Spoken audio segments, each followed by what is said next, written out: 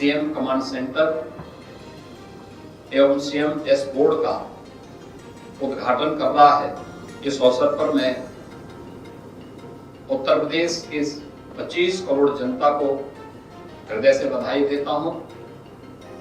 मुख्यमंत्री कार्यालय से जुड़े हुए अधिकारियों को और एनआईसी की टीम को हृदय से धन्यवाद देता हूं कि इस बहुत प्रतीक्षित कार्य को उन्होंने समयबद्ध ढंग से आगे बढ़ाने का कार्य किया। यद्यपि यह कार्य आज से 3 वर्ष पहले पूरा होना था, लेकिन फिर भी देर आए दुरुस्त आए। यह हमारे लिए बहुत महत्वपूर्ण था और महत्वपूर्ण इसलिए क्योंकि मुझे याद है आज से 4 वर्ष पूर्व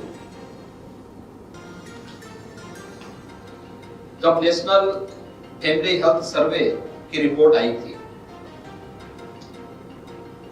तो उस समय मैं इस बात को देखता था कि उत्तर प्रदेश में फील्ड में जो स्थिति है वह कुछ और है, रिपोर्ट कुछ और इंगित कर रही है। तो आखिर कारण क्या है? मैं बार-बार इस बात को देखता था और उस समय स्वास्थ्य विभाग की एक बैठक मैंने स्वयं ली थी और मैंने उनसे कहा था, मैंने कहा कहीं ऐसा तो नहीं कि हम डाटा अपलोड न करते हो, अपलोड करने में कोई गलती हो रही है। और इसके बाद नेशनल फैमिली हेल्थ सर्वे हमारे खिलाफ पूरी रिपोर्ट दे रहा है और नेशनल एवरेज से बहुत, यानी जो सबसे पीछे के राज्य थे उनमें से यूपी की गिनती हो रही थी। और उस समय हम लोगों ने तय किया था कि हम लोग टैबलेट और स्मार्टफोन फील्ड में तैनात उन सभी लोगों को देंगे, आशा कार्यकर्ती हो या एएनएम हो, इन सबको उपलब्ध करवाने की एक रणनीति पर हम लोगों ने कार्य प्रारंभ किया था। उनकी ट्रेनिंग के कार्यक्रम हुए थे। रिपोर्ट बाद में जब आई तो उत्तर प्रदेश के डाटा जब कैप्चर होने प्रारंभ हुए थे तो उत्तर प्रदेश के जो डाटा थे बहुत अच्छे थे और नीति आयोग ने भी इस बात की प्रशंसा की थी। तब हम लोगों को इस बात का एहसास हुआ था कि उत्तर प्रदेश वास्तव में संभावनाओं वाला प्रदेश ही नहीं बल्कि इन असीम संभावनाओं को अगर हम जमीनी धरातल पर उतार देंगे तो यह प्रधानमंत्री जी के उस विजन के अनुरूप भारत की इकोनॉमी के ग्रोथ इंजन बनने की सामर्थ्य उत्तर प्रदेश रखता है। उस ग्रोथ इंजन के रूप में डाटा कैप्चर आज की आवश्यकता है और इसी जिससे इस कमांड सेंटर को आज यहाँ पर प्रारंभ किया जा रहा है। मैं बल्कि विभिन्न विभागों में जो गैप थे उसको भी मैं देख रहा था। डाटा कैप्चर करने की आदत नहीं थी, लोगों को पता ही नहीं होता था। हमने पिछले 1 वर्ष से यहाँ पर मुख्यमंत्री सलाहकार जो टीम है और मुख्यमंत्री कार्यालय ने नियोजन विभाग के साथ मिलकर के जब इस कार्यक्रम को तेजी के साथ आगे बढ़ाया, आज उसके बहुत अच्छे परिणाम हम सबके सामने हैं। दूसरा, एस्पिरेशनल डिस्ट्रिक्ट में उत्तर प्रदेश की प्रोग्रेस। नीति आयोग ने जब एस्पिरेशनल डिस्ट्रिक्ट की आंकड़े जारी किए थे तो उत्तर प्रदेश के जो 8 जनपद एस्पिरेशनल डिस्ट्रिक्ट में थे वह प्रगति में 100 से नीचे थे। 112 जनपदों में से जो सबसे 12 जनपद पिछड़े माने जाते थे उनमें से 8 यूपी के जनपद भी थे। लेकिन उत्तर प्रदेश ने जब नीति आयोग के जो इंडिकेटर्स थे उन सभी पैरामीटर को यहां पर प्रभावी ढंग से लागू किया, डाटा कैप्चर करने प्रारंभ किए, जमीनी धरातल पर हर एक स्टेज पर उन संबंधित विभागों ने अपनी समीक्षा प्रारंभ की। आज परिणाम हमारे सामने है कि उत्तर प्रदेश के जो विकास की प्रक्रिया के साथ जुड़ने वाले जो टॉप 10 हैं देश के अंदर के जनपद, उसमें से यूपी के 6 जनपद यूपी के हैं और टॉप 20 में यूपी के सभी 8 जनपद। ये चीजें दिखाती हैं कि हमने कितनी लंबी छलांग लगाई। ये लंबी छलांग फील्ड में मेहनत का परिणाम भी है और ये लंबी छलांग डाटा कैप्चर दोनों, यानी दोनों में एक साथ जब कार्य हुए तो परिणाम हम सबके सामने आए। और अभी देश के अंदर एक अभिनव कार्यक्रम 500 विकास खंडों को एस्पिरेशनल विकास खंड से उभार करके एक सामान्य विकास खंड को विकास की प्रक्रिया के साथ जोड़ने की जो प्रयास प्रधानमंत्री जी के विजन के अनुरूप चल रहे हैं, उसमें उत्तर प्रदेश की प्रगति सबसे अच्छी चल रही है। 100 विकास खंडों पर अकेले उत्तर प्रदेश कार्य कर रहा है और मुझे लगता है कि जिस दिन इन 100 विकास खंडों को हम विकास की प्रक्रिया के साथ जोड़ेंगे तो स्वाभाविक रूप से उत्तर प्रदेश पिछले 6 वर्ष में बीमारू राज्य की श्रेणी से उभरा है। उत्तर प्रदेश के बारे में लोगों की धारणा बदली है। इस परसेप्शन को बदलने में प्रयास प्रारंभ हुए हैं। याद रखना, जब हम केवल परिक्रमा में विश्वास करते हैं तो सबसे पीछे की श्रेणी में वह विभाग या राज्य खड़ा होता है। जब पुरुषार्थ पर विश्वास करते हैं तो पुरुषार्थ हम सबको परिश्रम के साथ जोड़ करके अग्रणी राज्यों की श्रृंखला में खड़ा करता है। और उत्तर प्रदेश आज देश के अंदर विकास के ग्रोथ इंजन बनने के जिस सामर्थ्य के साथ आगे बढ़ रहा है, हमें इस दृष्टि से अभी 53 विभागों को इस डैशबोर्ड के साथ जोड़ा जा रहा है, लेकिन सभी 93 विभागों को इसके साथ जोड़ने की प्रक्रिया को हम फेज वाइज लेने जा रहे हैं। इसमें सबसे महत्वपूर्ण बात यह है कि जो डाटा कैप्चर हो वे सही हो, शुद्ध हो, यह फील्ड की टीम को देखना होगा। उसकी नियमित मॉनिटरिंग होती है। जैसे यहां बताया गया, चीफ सेक्रेटरी के स्तर पर, पाक्षिक स्तर पर मुख्यमंत्री कार्यालय स्वयं हर महीने इसकी समीक्षा करता है और फिर समीक्षा करने के साथ साथ जनपदों की और फील्ड में तैनात अधिकारियों की ग्रेडिंग भी उसके साथ ही तय हो जाती है कि किस अधिकारी का परफॉर्मेंस क्या है और किस रूप में हमें अभी वहां मेहनत किस फील्ड में करने की आवश्यकता है। याद रखना, हमें जब फील्ड में हम काम करते हैं, एक डाटा शुद्ध होने चाहिए, सही होने चाहिए। हमें एक स्वस्थ प्रतिस्पर्धा को आगे बढ़ाना है। इसमें लेग पुलिंग नहीं, डाटा में किसी भी प्रकार की हेरा फेरी नहीं है, क्योंकि इसमें जो डाटा आप यहां अपलोड करेंगे आवश्यक नहीं कि वही डाटा को हम सही माने। उसके वेरिफिकेशन का भी एक मानक होगा और उसको भी हम समय समय पर चेक करेंगे। ऐसा तो नहीं कि केवल एक कागजी खाना पूर्ति हो रही है।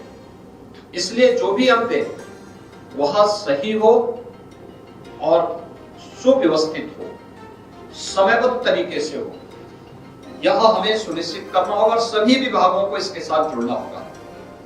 दूसरा, जो चीजें मैंने अक्सर देखी है वह है, मैं पिछले 3 दिनों से, आप देख रहे होंगे, यद्यपि मैं अक्सर जाता था लेकिन मैं पिछले 3 दिनों से, जो कि आज मुझे सीएम कमांड सेंटर का उद्घाटन करना था और सीएम डैशबोर्ड का भी उद्घाटन करना था, तो इसलिए मैंने कहा मैं पिछले 3 दिनों से मैं इसीलिए जनता दर्शन कार्यक्रम में स्वयं ही जा रहा था। यद्यपि एक टीम जाती थी, मंत्रीगण जाते थे, लेकिन मैं स्वयं ही इस कार्यक्रम के साथ जुड़ा। जो भी आम जनमानस आती है, प्रदेश के अलग अलग जनपदों से आती है, दूर दराज के क्षेत्रों से आती है, उसको आने जाने में किराया खर्च होता होगा, लखनऊ में आने पर कहीं रुकता होगा, या मैं यहां से कभी गोरखपुर जाता हूं तो गोरखपुर में भी प्रदेश भर से लोग पहुंच जाते हैं। अगर उसकी और समस्या जनपद की है, थाने की है, तहसील की है, स्वास्थ्य विभाग की है, शिक्षा विभाग की है या संबंधित विभाग की है जो जनपद के अंदर ही कार्य कर रहा है, हम याद करें कि अगर, जो बार बार जिस बात को मैं कहता हूं कि हमारे पास टेक्नोलॉजी से हम कितने भी परिपूर्ण क्यों ना हो जाए, लेकिन जितना सटीक जानकारी आपको एक कॉमन मैन देगा, ह्यूमन इंटेलिजेंस सबसे महत्वपूर्ण इंटेलिजेंस का माध्यम होता है। वह जो बोलेगा उसके एप्लीकेशन आपको बहुत सारी जानकारियों को बता देगा, जमीनी हकीकत से आपको अवगत करा देगा, उसकी समस्या का समयबद्ध समाधान। मैं अक्सर देखता हूं मेरे पास यहाँ पे प्रत्येक जनपद के अंदर क्या कुछ हो रहा है, ह्यूमन इंटेलिजेंस भी है, लेकिन साथ साथ सीएम हेल्पलाइन और आईजीआरएस में किस क्वालिटी के साथ मामलों का निस्तारण हो रहा है, इसका एक मैकेनिज्म भी है। और जब डाटा मेरे सामने आते हैं और मैं उसको मिलान करता हूं, मैं देखता हूं, अक्सर होता क्या है, हमारे पास किसी विकास खंड की कोई शिकायत आई, हमने यहां से जनपद को भेजा, जिले ने विकास खंडों को भेजा और उसमें निस्तारण लिख दिया। विकास खंड में गया, विकास खंड ने फिर नीचे के किसी एडीओ को लिख दिया, एडीओ के पास जाने के बाद वहां से फिर वह निस्तारण लिखते जाते हैं। निस्तारण का मतलब शिकायतकर्ता की संतुष्टि। अगर शिकायत सही है तो हम उसका एक समयबद्ध तरीके से समाधान निकालें। अनावश्यक लटकाए ना। आपने देखा होगा जितने विवाद आ रहे हैं इस समय, अब यहां पे प्रदेश में ऑर्गेनाइज क्राइम नहीं है, इस संगठित अपराध के लिए जो कुख्यात था उत्तर प्रदेश, आज नहीं है, लेकिन अभी भी छोटे छोटे विवाद होते हैं, पारिवारिक विवाद है। पारिवारिक विवाद के समाधान का रास्ता हमें निकालना है, इससे जमीन से संबंधित विवाद ज्यादा है। इसका समाधान राजस्व की टीम को सक्रिय करके पूरी ईमानदारी, पूरी सुचितापूर्ण तरीके से उसका समाधान का रास्ता निकालना, इसकी समीक्षा करना, शिकायतकर्ता का एक रजिस्टर भी तैयार हो प्रत्येक तहसील में, प्रत्येक थाने में, प्रत्येक विकास खंड में। शिकायत का आधार क्या है, आखिर एक व्यक्ति को, एक पीड़ित को बार बार आने की नौबत क्यों पड़ रही है। और इसीलिए मैं चाहूंगा कि फील्ड में तैनात अधिकारी किसी भी स्तर का क्यों ना हो, जोन, रेंज या जनपद स्तर पर, वे सुनिश्चित कराएं कि वे भी और उनके अधीनस्थ जितने भी अन्य विभाग हैं, तो स्वास्थ्य हो, शिक्षा हो, तहसील हो, ब्लॉक हो, थाने हो, ये सब भी नियमित रूप से जनता की सुनवाई के लिए बैठे, मेरिट के आधार पर समस्या का समाधान हो, जिससे किसी पीड़ित को पैसा खर्च करके लखनऊ में या किसी अन्य जगह आने की नौबत न पड़े और एक संतुष्टि का भाव उसके मन में झलकना चाहिए। मुझे आश्चर्य होता है कि पॉलिटिकल लीडरशिप के प्रति जनता का विश्वास है, लेकिन प्रशासन के प्रति प्रश्न चिन्ह खड़ा करता है, जबकि उल्टा होना चाहिए था कि पॉलिटिकल लीडरशिप से उसकी अपेक्षाएं ज्यादा होती, उस समाधान उसका समाधान के बहुत सारे हम लोगों के सामने चैलेंज होती है, लेकिन वह पॉलिटिकल लीडरशिप से असंतुष्ट नहीं, लेकिन नीचे तहसील से, थाने से, ब्लॉक से या फिर अन्य उन संस्थानों से उसके मन में एक कहीं ना कहीं एक आशंका का भाव हमेशा बना रहता है। आशंका का भाव क्यों बना हुआ है? इसका समाधान का रास्ता जनपद में आपको निकालना है। और इसलिए मैं फिर चाहूंगा कि प्रत्येक अधिकारी, फील्ड में तैनात कोई भी अधिकारी हो, वह प्रातः 10 बजे से 11 बजे के बीच में या 11 से 12 के बीच में कोई 1 घंटा सुनिश्चित करें और बाकायदा मीडिया में इसको जारी करें। भाई इतने बजे से इतने बजे तक जनता के लिए, जनता की सुनवाई के लिए बैठेंगे। आप देखेंगे शुरुआत में भीड़ होगी, धीरे धीरे करके भीड़ छंटती जाएगी और केवल पीड़ित व्यक्ति ही आपके पास आएगा। दूसरा, यही काम तहसीलों में भी होना चाहिए। मैंने पहले भी कहा था, अधिकारी जो जहां पर तैनात है वहीं पे उसका रात्रि निवास भी होना चाहिए, उसकी आवश्यक सुविधा वहीं होनी चाहिए। तहसील पे तैनाती है तो तहसील पे ही रहे। तहसील से 50 किलोमीटर दूर जिला मुख्यालय में आने की आवश्यकता नहीं है। थाने में है तो थाने के परिसर में, थाने के आसपास ही कहीं आवासीय भवन में किराए पे लेकर के, सरकारी आवास है सरकारी आवास में, नहीं तो किराए पे लेकर वहां वहीं इसी के आसपास निवास करें। ऐसा नहीं हो सकता है कि वह जिस थाने में तैनात है उस थाने से वह 50 किलोमीटर दूर रात्रि में अपने घर में जाता है रहने के लिए। हम एक सेवा के उद्देश्य से इस अभियान के साथ जुड़े हैं। जो भी अधिकारी आया है उसके लिए प्रायोरिटी तय होनी चाहिए कि एक आम जनता की समस्या का समाधान हमारी प्राथमिकता होनी चाहिए। हमारी प्राथमिकता अपनी व्यक्तिगत सुविधा नहीं, अपनी स्वयं की सहूलियत नहीं, हमारी पहली प्राथमिकता एक कॉमन मैन होना चाहिए। उसकी समस्या का समाधान हो, समयबद्ध तरीके से समाधान हो, यह भी हम सुनिश्चित करें। और इस दृष्टि से हम यह सुनिश्चित करें कि जहां जिस अधिकारी की तैनाती है वो वहीं पे निवास करे। सरकारी आवास नहीं है तो वहां पे किराए के मकान पे रहे। और जिलाधिकारी इसकी समीक्षा करें हर जनपद में, हर विभाग के अधिकारियों कि भाई अगर तहसील से जुड़े हुए सभी कार्मिक तहसील परिसर के आसपास, तहसील परिसर में आवासीय सुविधा है तो आवासीय सुविधाओं में, अन्यथा उन्हीं भवनों में अगल बगल कहीं किराए पे मकान लेकर के वहां रहें। थाने से जुड़े हुए लोगों की समीक्षा पुलिस अधीक्षक करें।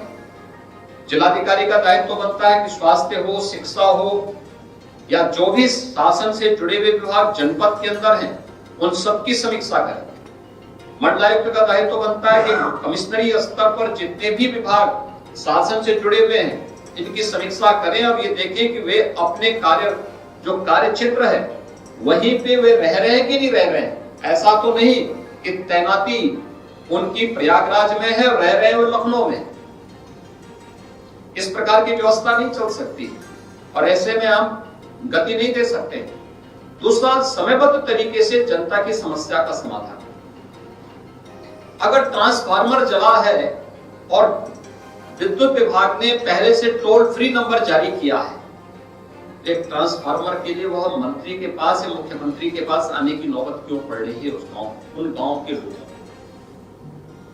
टोल फ्री नंबर से अगले 24 घंटे के अंदर ट्रांसफार्मर बदल क्यों नहीं जाता है? यह हम क्यों नहीं सुनिश्चित करते हैं? और जिले में नहीं हो रहा है, आप इसकी रिपोर्ट कीजिए। इस स्तर पर गड़बड़ी है। ये लोग जानबूझ के शरारत इस प्रकार की स्थिति पैदा कर रहे हैं जिससे शासन की छवि पे आंच आए। और मुझे लगता है इसको वास्तव में हमें एक जीरो टॉलरेंस की तरफ इस प्रकार की लापरवाही को ले जाना होगा। इसलिए हमें एक मैकेनिज्म जनपद स्तर पर बनाना होगा।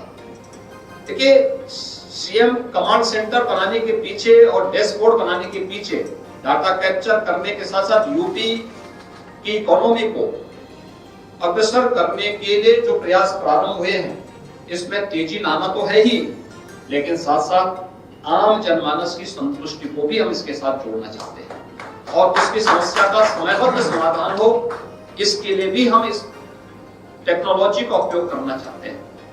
अगर हम एम्बुलेंस को यहां से बैठ करके मॉनिटर कर सकते हैं तो मुझे लगता है कि जनपद की हर एक गतिविधि को भी मॉनिटर किया जा सकता है। टेक्नोलॉजी उतनी फास्ट हो चुकी है और इसलिए मैं चाहूंगा कि जनपद स्तर पर इन कार्यक्रमों को आगे बढ़ाने का कार्य जरूर होना चाहिए। दूसरा, जितने भी यहाँ पे प्रशासनिक और पुलिस के अधिकारी हमारे मौजूद हैं, आप देख रहे होंगे जिन लोगों को शांति और सौहार्द अच्छा नहीं लगता वे लोग छोटे छोटे मुद्दों को इश्यू बना करके माहौल खराब करने का प्रयास करते हैं। और खासतौर पर सबसे संवेदनशील मुद्दा हमारे सामने वर्तमान में है, वह है महिला सुरक्षा का।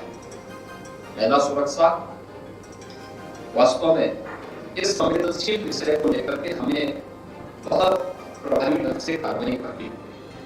देखिए, मैं बार बार इस बात को कहता हूँ, मुझे अक्सर इस बात को लगता है, मैं बहुत बार कहता हूँ कि हमारी कमजोरी वही होती है जिसको हम नजरअंदाज करने की भूल करते हैं। वही हमारी कमजोरी होती है जिसको हम हल्केपन से लेते हैं, अरे ये सब हो जाएगा। ये जो काम चलाओ की प्रवृत्ति है यही हमारी कमजोरी बन जाती है। और मैं अक्सर देखता हूं कि अक्सर यही होता है। आपने देखा होगा रामनवमी के अवसर पर जब देश के अंदर अलग अलग राज्यों में दंगे हो रहे थे, उत्तर प्रदेश में शांति थी।